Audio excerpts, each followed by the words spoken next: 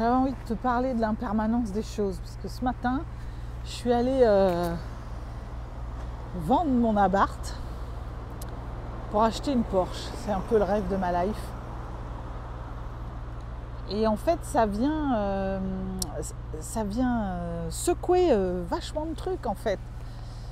Il y a ce truc de non-attachement, de lâcher quelque chose pour avoir mieux après.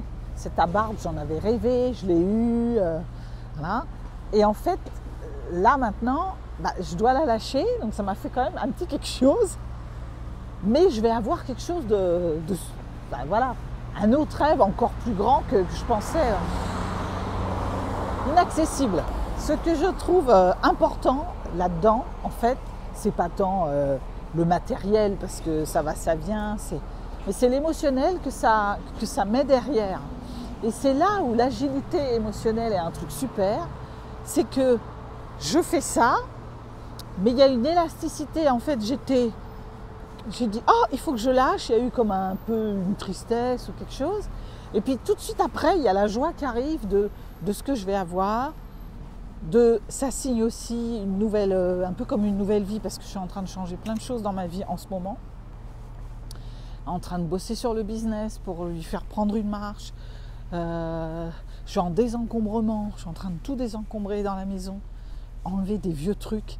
Et il y a une élasticité là, il y a quelque chose que je sens. Avant, j'aurais mis, ça m'aurait duré 3 jours, j'aurais été vraiment plombée par instant. Il y a quand même un truc qui plombe au sol, hein.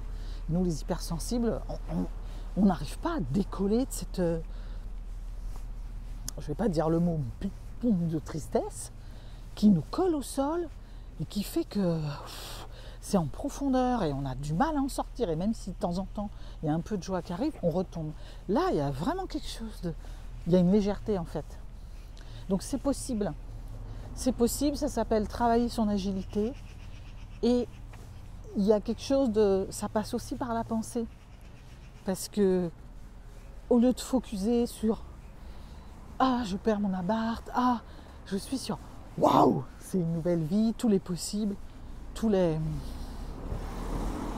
tout ce que ça va apporter, et on voit là le pouvoir de la pensée, parce que tout de suite le cerveau se projette dans la nouvelle voiture qui est magnifique.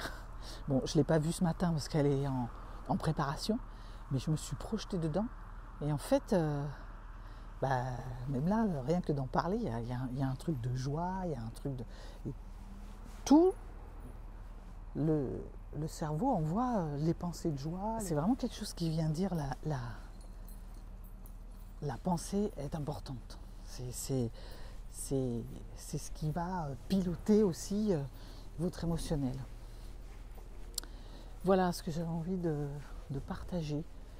Et puis, à un autre niveau, ça vient chercher l'impermanence des choses. Cette agilité émotionnelle, là on parle de matériel, vous allez me dire c'est pas très important, selon les personnes c'est plus ou moins important, mais ça va, ça vient, l'argent ça va, ça vient. Il y a quelque chose de plus haut, plus grand qui vient chercher s'habituer à...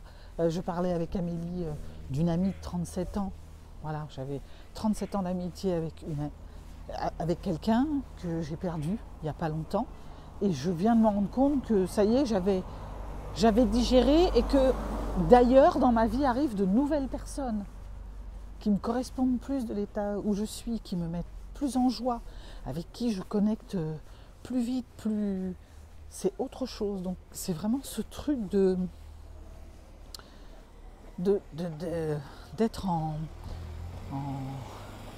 en agilité par rapport à ça, de ne pas s'accrocher aux choses, parce que ça plombe, ça vient mettre de la tristesse, ça vient mettre des choses qui, émotionnellement, sont compliquées, et d'autant plus quand tu es hypersensible, tu mets des semaines à t'en remettre, des mois.